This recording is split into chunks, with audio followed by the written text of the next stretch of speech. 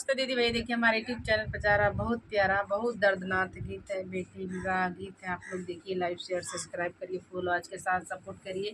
हमारी जितनी माता बहनें दीदी देख रही हैं, भाभी बहन सभी लोग से रिक्वेस्ट है कि फॉलो आज के साथ तो देखिए। आप लोग अपने घर में शादी विवाह में गाइए, हम लोगों का प्यार दुलार दीजिए दोनों बहने के। आप लोग दे नहीं रहे हैं।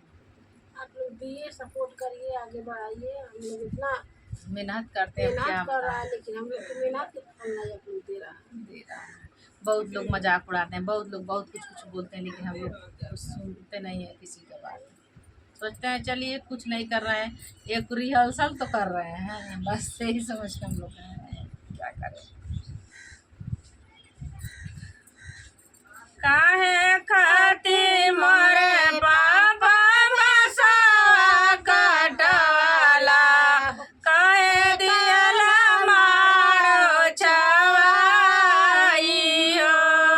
काहे खाती मोरे पापा डरला ओ हरवा, काहे कैला बेटी के बियाह हो। काहे खाती मोरे पापा मरवा छवाला, काहे डरला हट के ओहार हो। तोरे खाती मोरी बेटी बसवा कटवाली, डाली हमारा छवाई हो। तोरे देखे हम बेटी मरवा छवाली, तोरा लेके डरली ओहार हो। तू एही से बेटी तुहाके बियाली, भेजी दिहली तोके दूरन देश हो।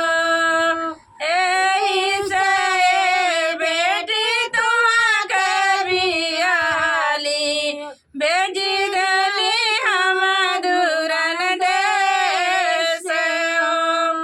का तुहरे पापा हमारी चोरवाली, किया नो न कैली हम तेज हो। किया तुहरे पापा हमारी चोरवाली, किया नो न कैली तेज हो। मोरी बेटी नाही हो तुहाई चोरवालू, नाही नो न कैलू तू तेज हो।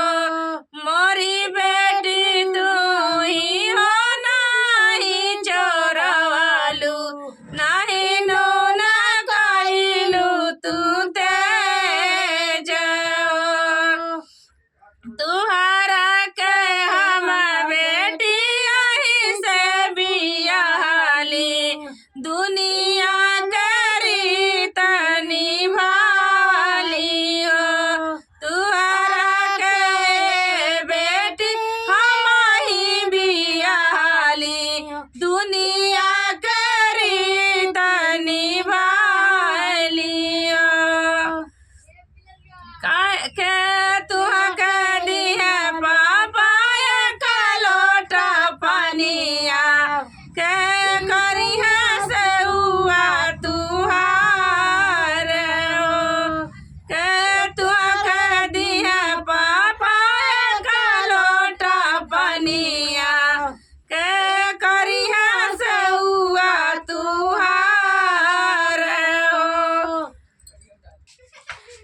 मैया तुहरो दिया बेटी का लोटा पानिया, मैया तुहरो करी है सेवा हमरो।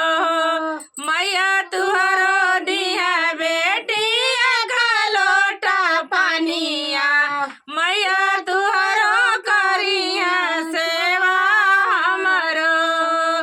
दुनिया के रीति बेटी हमारी निभालो, कई दिहलो तुहारो बिया